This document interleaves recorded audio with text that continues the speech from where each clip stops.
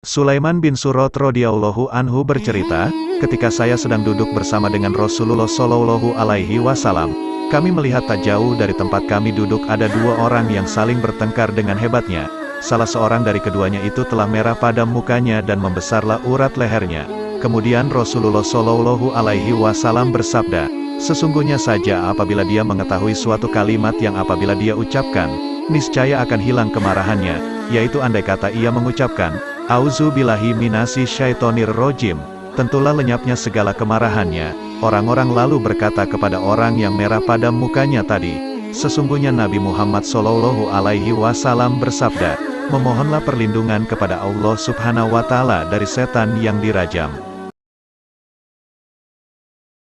Ketika Rasulullah berkumpul dengan para sahabat, Rasulullah bertanya, wahai para sahabatku, siapakah yang imannya paling hebat di antara makhluk Allah? Sahabat pun menjawab, para malaikat dan para nabi ya Rasulullah. Rasulullah berkata, tentu saja iman para malaikat dan para nabi sangat hebat, karena mereka sudah diberi ketetapan oleh Allah.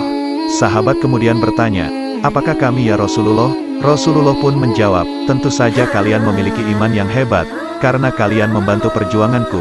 Tetapi, ada yang lebih hebat dari kalian, mereka belum pernah berjumpa denganku, belum pernah mendengarkanku membaca wahyu, dan air matanya selalu menetes ketika merindukanku. Dialah umatku di akhir zaman, di mana zaman itu sudah jauh sepeninggalanku.